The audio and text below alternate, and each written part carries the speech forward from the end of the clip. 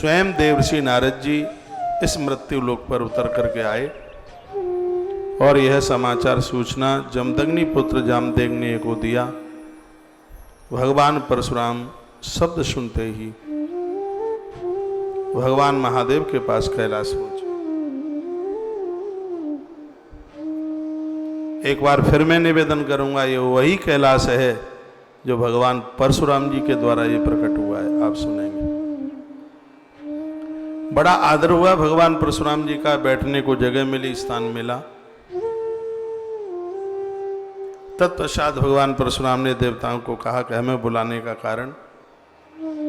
भगवान शंकर ने कहा कि ऐसी ऐसी बात है, दैत्यों का बोलबाला बहुत ज्यादा है और उनको पराजित करना मुश्किल हो रहा है, इसलिए है दायित्व हम तुम्हें सौंपना चाहते हैं। याद रहे इस बात के लिए, भगवान कार्तिकेय जी के प्राकट्य से पूर्व देवताओं के सेनापति के रूप में भगवान परशुराम रहे, इसलिए भगवान परशुराम जी को किसी भी छोर से आप हल्के में नहीं ले सकते। भगवान कार्तिकेय इंद्र रहे हैं सेनापति, नंदी रहे हैं सेनापति, श्री कार्तिकेय जी रहे हैं सेनापति देवताओं के, और याद रखिएगा भगवान परशुराम जी भी रहे हैं सेनापति देवताओं।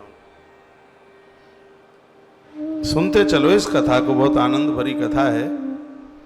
भगवान शंकर ने कहा, इन देवताओं का प्रभुत्व करते हुए और तुम्हें दैत्यों के साथ सामना करना है। तब भगवान परशुराम कुछ शब्द बोले।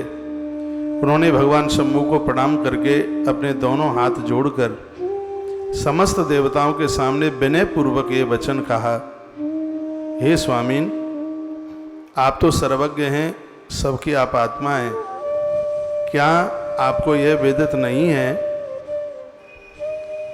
मैं तो आपके वचन को टाल नहीं सकता। इंद्र आदि समस्त देवों के द्वारा ये शत्रुगण कैसे भी मारने में नहीं आ पा रहे हैं। मैं तो कोई आयुध भी चलाना नहीं जानता। मेरे पास ना कोई हथियार है, ना मेरे पास कोई आयुध है, और ना ये सब कला है मेरे पास चलाने की। मैं तो बिल्कुल अनजान हूँ और युद्ध करने में मैं युद्ध का कोई पंडित भी नहीं हूँ। मुझे ऐसी ज़्यादा जानकारी हो जिससे कि मैं ये कह दूँ, अरे सेनापति तो उसे बनाया जाता है जिसको सर्व प्रकार का युद्ध का कौशल हो, उसके पास अनुभव हो। लेकिन मैं तो बिल्कुल अनजान हूँ। अज्ञ शब्द लिखा है, अज्ञ का अर्थ होता है अनजान। मैं अनजान हूँ, युद्ध करने में कोई पंडित भी नहीं हूँ, और बिना ही आयुधों वाला मैं किस तरह से इन देवताओं के शत्रुओं से मैं युद्ध करूँगा।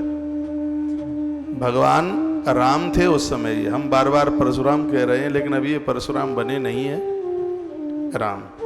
राम के द्वारा इस प्रकार कहे जाने के बाद देवेश्वर भगवान शंभु ने कालाग्नि के सामने भगवान को अस्त्रों का ज्ञान दिया, परशुराम जी को। और इतना ही नहीं, उसी समय भगवान शंकर ने एक विद्युदभि संस्कृत का शब्द है, हिंदी में कहेंगे इसको परशु, एक फरसा।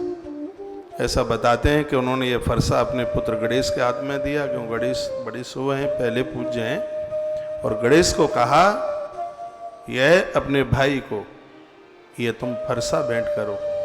आए तो वही फरसा गणेश जी ने श्री परशुराम जी के हाथ में दिया, ऐसा लिखा है। प्रसाद के रूप में इस फरसे को भगवान शंकर से जो प्राप्त किया है भगवान श्री परशुराम जी ने।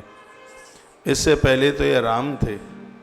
फरसा इनके पास में आया, तब इनके पिता जमदग्नि ने, जो पूर्व में ये बात कह दी थी किसी समय पहले, इनके पूर्वजों ने ये बात पहले कह दी थी कि आने वाले समय में लोग इसको परशुराम के नाम से जाने। भगवान परशुराम ने फरसा ग्रहण किया।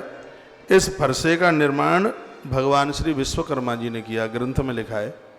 इस फरसे का निर्माण विश्वकर्मा जी ने किया। ये परशु भगवान शंकर के उसी महातेज से निर्मित हुआ जिससे भगवान विष्णु का सुदर्शन चक्र, देवराज इंद्र का वज्र और शंकर जी का त्रिशूल जिससे बनकर के तैयार हुआ है। यह परशु, यह फरसा भी उसी से तैयार हुआ है बनकर। चक्र का ही काम करता था ये वर्षा।